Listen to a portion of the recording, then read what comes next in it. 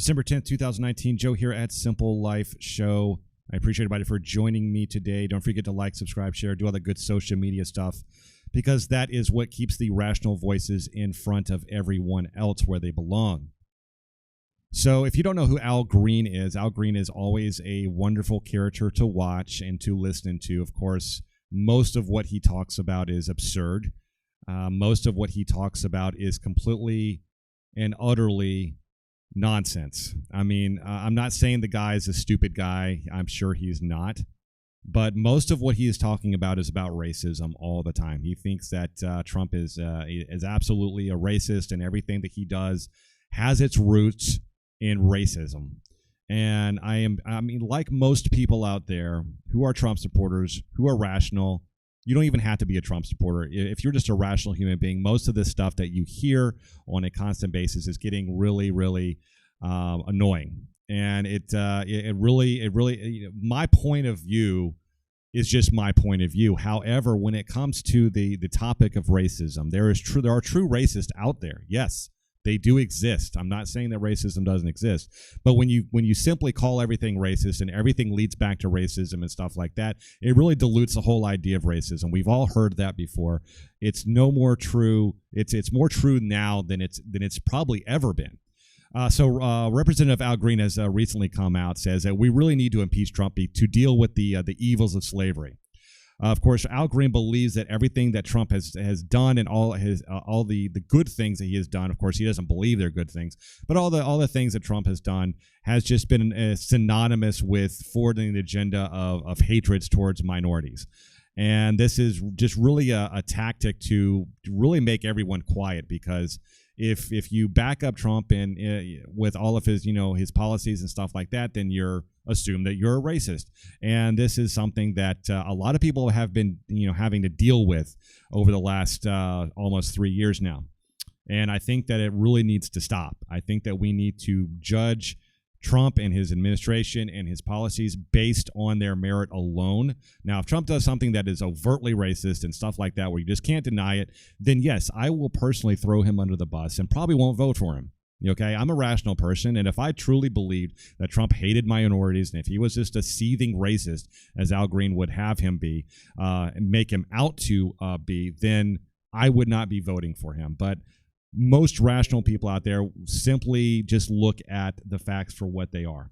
And they from what I have seen, I can't see that Trump is a racist. Now, is Trump the smartest person in the world? He's not. He self-declares himself as the smartest man alive. I don't believe that. I think he is a reasonably smart person. He has good business acumen, and he's been using that, decently well over the last almost 3 years that he's been in office. And I can't really complain about too much with Trump, because he's been doing an okay job. He hasn't been really messing up as much. If it wasn't for a lot of the mass media out there trying to just sink their claws into literally everything that happens. Trying to, like I was saying before, they try to blow stuff up out of proportion to make it seem like it's worse than it really is. And I think that if you've ever been a part of a group of people and you do something a little bit wrong, then one person starts talking about it, then another person starts saying something a little bit different. They start building on and on until it becomes this big saga about, and it's something that just never really even happened. It was something stupid. It was something small. It was something inconsequential. I'm not trying to make up for any kind of Trump's ills or the faux pas that he's done, and some of the things I do not agree with. I don't agree with 100% everything that Trump does. I'm a rational person. Why would I do that? I try to look at everything through a rational set of lenses. So Al Green has recently been saying, there's about a 2-3 minute clip, and we'll go ahead and listen to it. Years ago, sir, I know that you introduced one of those first impeachment resolutions against Trump, and let's look at how that went down. It actually lost 364 to 58. How do you think this process ends if more evidence is revealed? And are you concerned at all that Americans are having a waning interest as this process drags on? Well, it was yesterday, in fact, that we celebrated in a sense that we had something that was brought to the floor. Maybe I shouldn't say celebrated. Let me just say that we brought to the floor the articles for a vote. and we received some 50-plus votes, and then the second time some 60-plus, and a third time 95 votes. So I believe that the American people understand that this is something that we must do at this point. I don't speak for all of the American people, but a majority seem to think so. And I think that we're moving forward in a very cautious and prudent way, which is what is expected. But I also think that if we don't include some of the things that are important to people of color, then I think that our business won't be finished, Ms. Witt. I do believe, ma'am, that we have to deal with the original sin. We have to deal with slavery. Slavery was the thing that put all of what President Trump has done lately into motion. It's insidious scion racism. And the president has played on racism, and he's used that as a weapon to galvanize a base of support, to mobilize people. We cannot overlook what happened when he came down the escalator and just demeaned people of color, when he talked about the S-hole countries.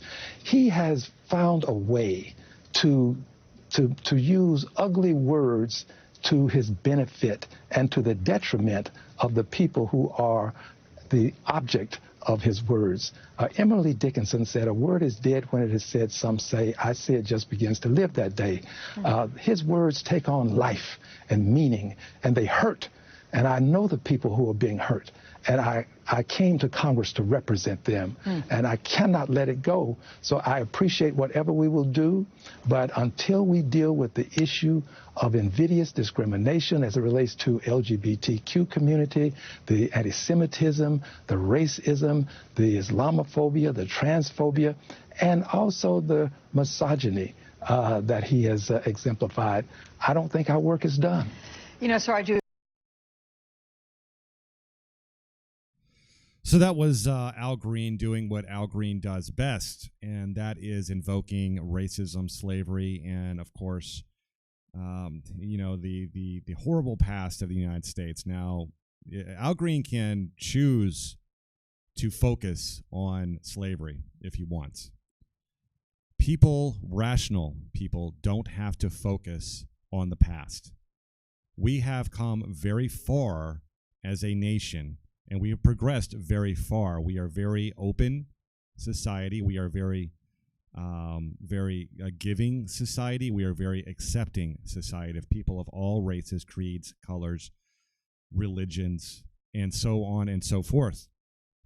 So when Al Green does this, which he does on a constant basis, and if you were watching that video, the news anchor, and I believe this is happening a lot with the news anchors, especially with MSNBC and CNN. You will see when someone like Al Green gets on there and he makes these wild accusations, and he continues to want to play into this whole racist card that keeps getting played unnecessarily in certain situations. Like I said before, racism is still alive. There's still racists out there. They're out there.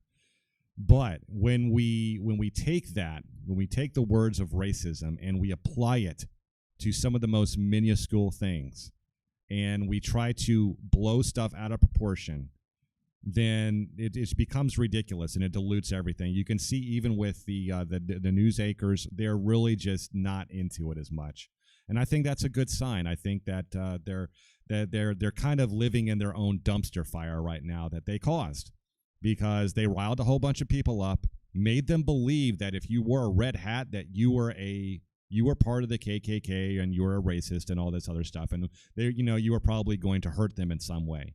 And that is very, very dangerous type of propaganda that has been played out, and that's really where the whole fake news comes from. It's not so much this news story is fake. It is how it is being presented. It is the implications that are being sold to the people, and it is the incitement of unrest in the civic square that is the natural result of propagating this type of idea that everything is racist. So, Al Green wants to concentrate on racism, and that's fine. That is his right to do that. If he wants to talk about racism and slavery all day, that's perfectly fine. I completely, I completely agree with his right to do that. However, there are consequences to everything, and that's civil unrest and division. I believe that is kind of what he's after, because we can't really have a unified United States with Trump at the helm, I guess, right? We all have to be divided. It's either Orange Man is bad, or we just go down the road of socialism.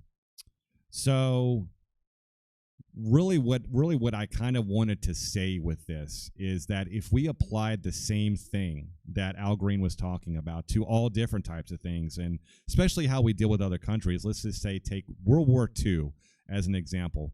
Obviously one of the worst wars that this world has ever experienced, millions dead, the Holocaust and everything else. We had bad men running around trying to play Risk and world domination and all this other kind of stuff.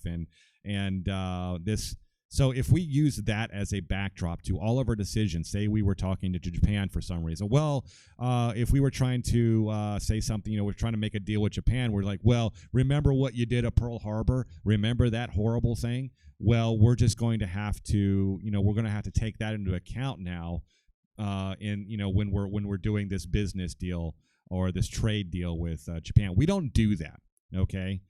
Japan paid the ultimate price by having 2 nuclear bombs dropped on their country, killing hundreds of thousands of people.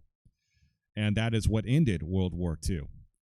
Okay, Germany paid some of the not as much. We didn't drop a bomb or atomic bomb on Germany, but if you can see, a lot of the unrest that has happened in Germany, Germany's being split in two, all that kind of stuff. Germany paid the price after World War I, and they paid the price after World War II. And some can even say that they're still paying the price right now, with Angela Merkel always being guilty and feeling bad about stuff. But that's a topic for another discussion, which we'll probably never get to.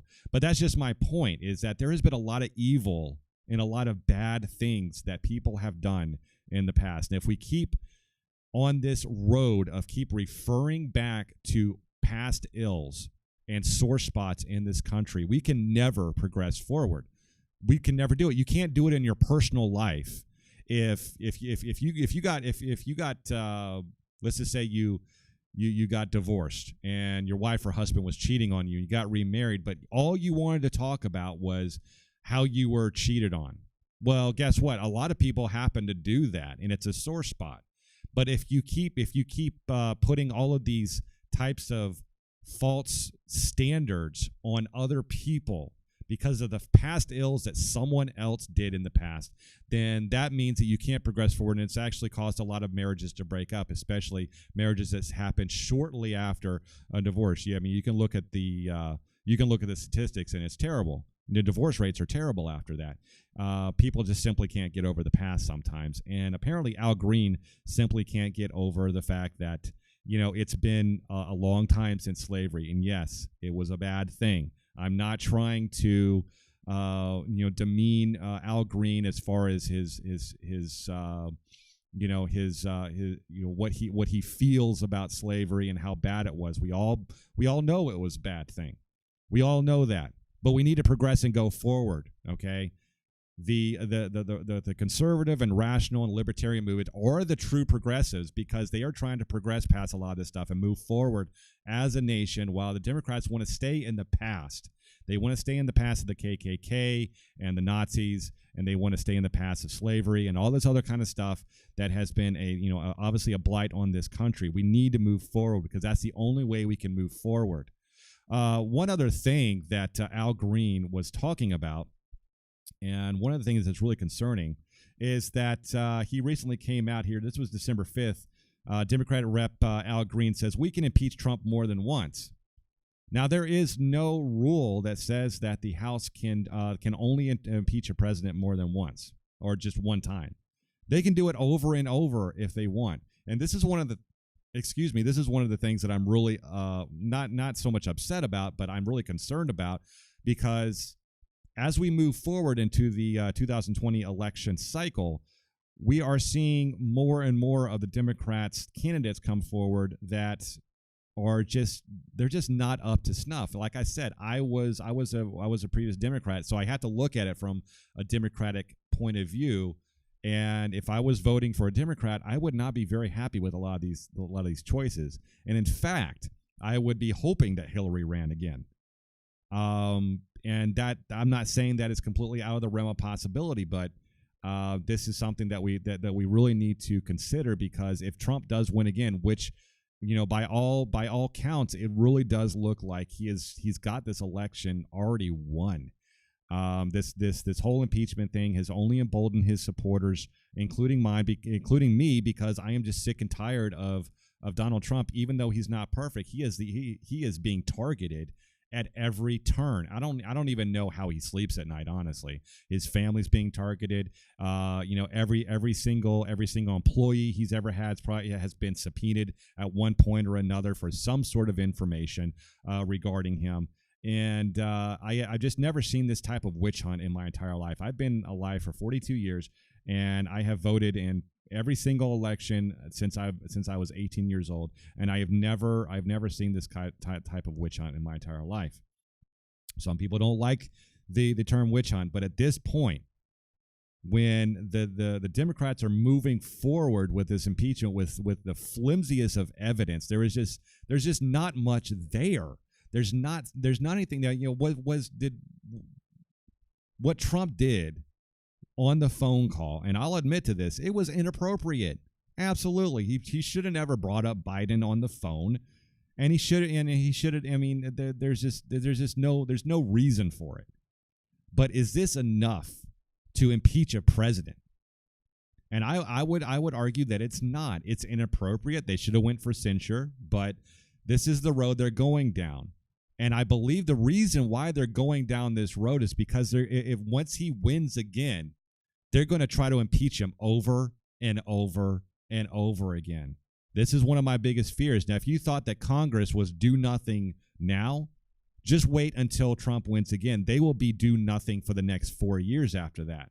They will do nothing but try to impeach this president over and over and over. And besides just actually putting forward a decent candidate that would actually sway some people that are on the fence, or even some Trump supporters, over to the left, which I don't believe it's going to happen at this point. I think they have burned every single bridge, and I believe the Democratic candidates are out there just, you know, kind of with their hands in their pants, being like, you know, what's going on? You know, none of us have any chance of winning at this point, because they're burning so many bridges with the American public, wasting so much money and wasting so much time on this nonsense. So I really had to. So I looked into this, and this was something from a law professor. It was actually from Slate.com, but they were referencing some stuff from some constitutional lawyer. I don't know. I mean, I'm assuming it's probably biased since it's from Slate. But he could, they say here, is he could be impeached for this kind of stonewalling. The I spit on your Congress tomorrow. There's a reason why these impeachments can't proceed while Congress still digs around and tries to get to the bottom of certain details, which we needed to know in order to say what he has abused his power in an impeachable way, but which the nation has the right to know. The way in which, the way in which there is a kind of private State Department run by Giuliani and some thugs who were recently arrested, and now this has all gone under our noses for the last several months. All of that needs to be unearthed. Most importantly, here going forward, but he can be impeached in the meantime. And there's no rule that says you can only be impeach a president once. The stonewall that he's relied on the Senate is beginning to crack. It's not at all clear that the Senate will back him. I believe it is. A lot of senators are so dismayed by the way he is throwing our allies, the Kurds, under the bus and virtually inciting ethnic cleansing. I don't know where that's coming from. I mean, that's just another thing where they are trying to lead the public down a certain road by simply by using these catchwords and catchphrases like ethnic cleansing. So whenever you hear ethnic cleansing, guess what? You think about Hitler, right? Well, Trump is obviously Hitler. You know, and that's what people believe when they read all this stuff, and they're exposed to this type of propaganda. And it's 100% propaganda, because if you look at some of the actual facts when it comes to us backing off, in northern Syria, it has nothing to do with throwing the Kurds under the bus. You really have to research this. I'm not going to do it all for you, but you really have to kind of research why we did a lot of this stuff and the reasons behind it. There just wasn't enough troops there, number one, and we had already overstayed our visit at that point, and it was time to move back. And this was already part of the plan from the get-go. But a lot of these people don't know that because they don't research stuff. And then when people use the terms like ethnic cleansing, guess what? That just incites all kinds of unrest in the civil society, and people start getting a lot of different views on the president that they probably shouldn't have if it was based on any kind of rational research and any kind of rational thinking in general. So as far as impeaching the president multiple times, yes, there's no law against that. They can continue doing that if they want to. I believe that is a very real possibility of that happening once Trump does win a second term. Look to the House to continue doing their searching for dirt, and anything possible that Trump does will be scrutinized to the highest order.